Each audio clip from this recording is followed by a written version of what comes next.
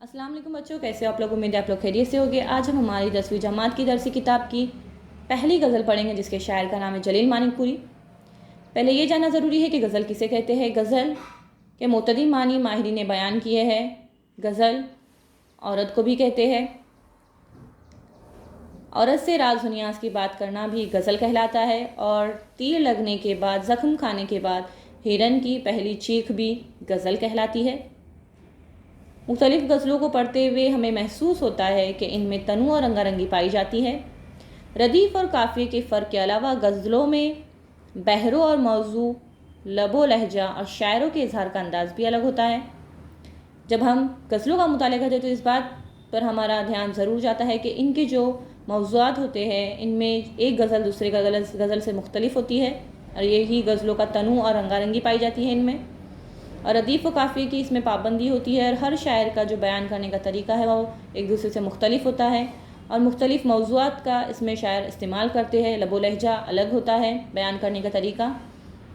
इसके अलावा ये भी फ़र्क होता है कि जो गज़लें हैं तवील बहरों पर भी बनाई जाती है और छोटी बहरों पर भी बनाई जाती है। और बहर उसे कहते हैं जिसमें शेर को तोला जाता है, और जब तक बहरों पर शेर को तोला ना जाए तो वो शेर नहीं कहलाता है। इसीलिए बहर ज़रूरी होती है शायरी के लिए।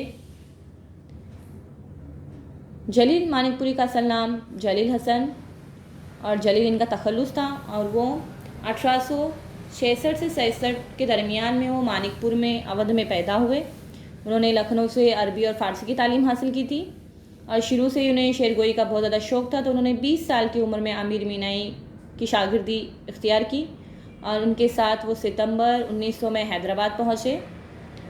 मीर महबूब आसिफ ने जलील कद्र और मीर उस्मान अली ने इन्हें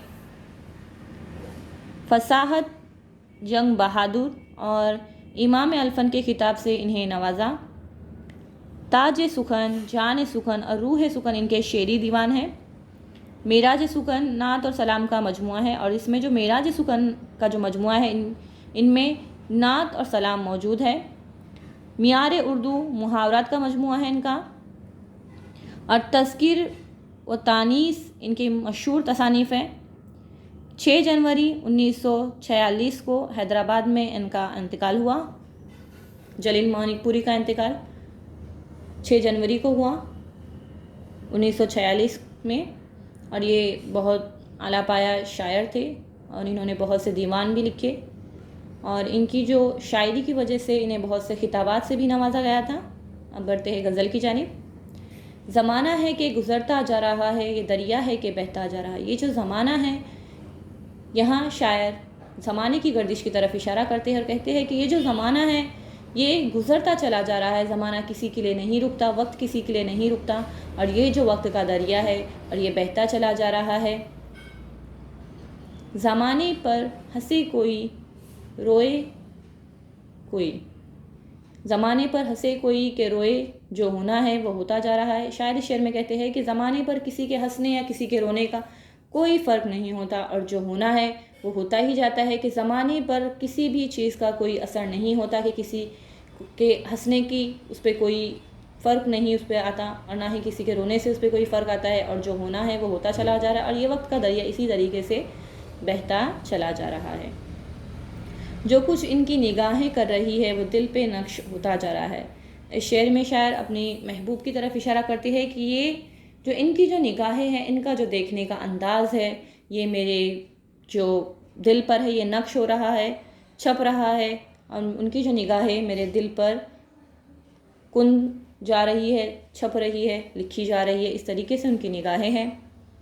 बाहर आई दिन होली के आए, गुलों में रंग खिला जा रहा है। और बहार का मौसम आया है और होली के दिन आए हैं।